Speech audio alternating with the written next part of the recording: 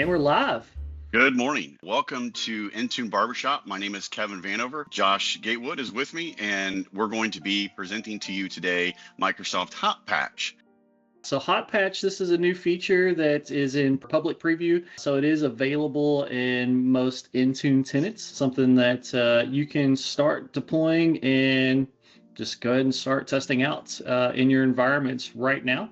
That's something super easy to configure. Basically what Hotpatch is, and even saying this out loud, like you do updates without a reboot.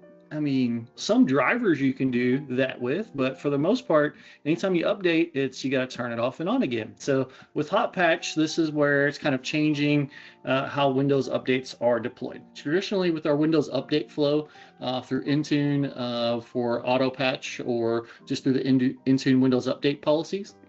All right, so we've got our deferral period. So Patch Tuesday comes out, and then we defer the updates, and then we've got our deadline settings in order for the updates to be installed.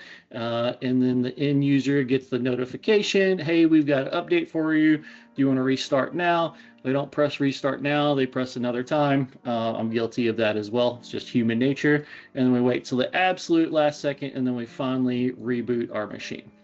All right, and part of that's because we don't want to restart. Restarts have gotten significantly easier, especially with like solid state drives. So instead of being like, I'm going to restart this and then go take a walk, I'm going to walk my dog and come back and hopefully it'll be ready. Now it's it's pretty simple, right? Just like a couple minutes for the most part, if that on a restart. So it's gotten better, but with this, yeah, for sure, it's going to go down to 0. Right. So in Intune, in order to find this, so if you go to Windows and then devices and then Windows updates, if you go to quality updates, this Windows quality update policy preview, this is what we're talking about today. This is where you can configure auto patch and look at all these settings you get. One. Ooh, man, that's overwhelming. One set. Yeah, I know. It's like, how do I configure it? It's one button, right? So when available, apply without restarting the device, right? So it's when available. So that's the only setting you really got to do. And then after that, you do your assignments in Intune to make it happen. So tell me, Josh, wait a minute, time out. As you pointed out here in this slide, what are the requirements for setting this up? Because I think that's the bigger battle, is getting your devices to a point where they can take advantage of Hotpatch. Yeah, no, you're absolutely right? So with Windows 10 going to end of life, right? So going to Windows 11, this is a Windows 11 24H2 and above feature. So you've got to get it to at least 24H2. So Windows 10, sorry. And I guess next couple months throughout the rest of this year, October, Windows 10. Yeah, October 2025, and that's it.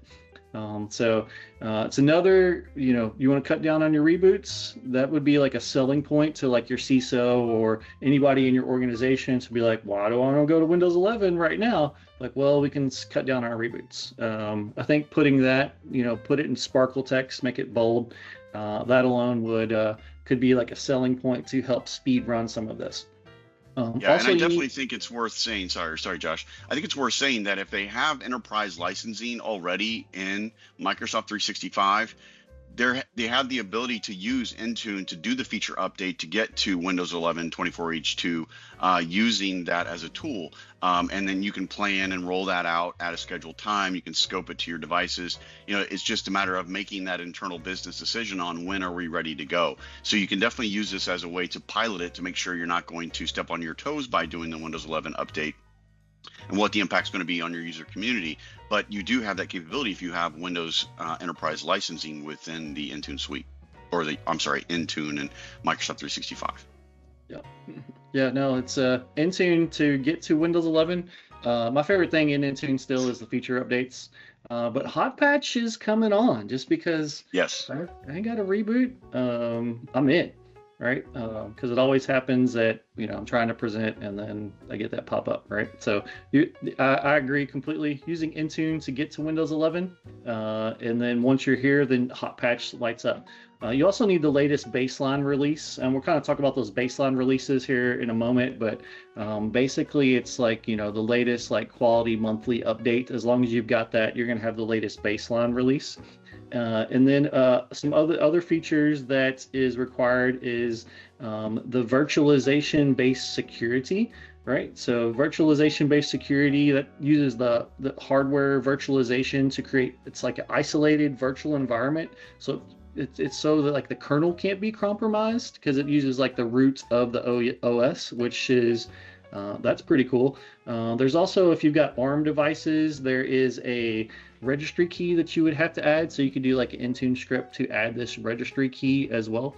That's a great call out. Thank you for that. Because I think that definitely would be impactful to some organizations that don't know where and how to find that. And, suggesting that they can push that out with the script via Intune is really helpful. Thank you for that. And you can even maybe do like one of the remediations if this, after you push it out via scripts, like have a remediation running so that for the CHPE. So CHPE is compiled hybrid portable execution file on ARM. I had to actually look this up. I'm not as familiar with it, but it's something in the system root OS binaries for ARM processors. So if you're running ARM, you have to use this key. And then also updates, you have to have your updates coming through Intune, and it could be via auto patch through the Intune Windows Update for Business if you manually configured them, which is perfectly fine as well. So it's just got to come through Intune for those updates. And then after that, it will follow like any update settings and deadline settings for the month that you have to reboot. Because they're still going to be reboots. This doesn't eliminate all reboots, it just cuts them down drastically. Awesome. How drastically? Once a quarter. Wow. I mean, this has been running on servers since like 2023. So there's a Hotpatch calendar. So this is, as of today from this recording, this is the latest Hotpatch calendar. So it's basically once a quarter. So reboot in January, you don't have to reboot again for several months. That's nice. Actually, that's not once a quarter. That's once every 4 months. Yeah. My bad. My math not Close mathing enough, today. Geez, monthly to every 3 to 4 months. Go figure.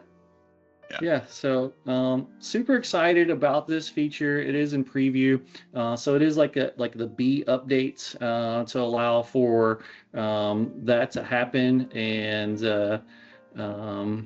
here's the screenshot of the calendar. Right. So there we go. So that's our Hotpatch calendar. Wow. A minimum of 3 reboots per year.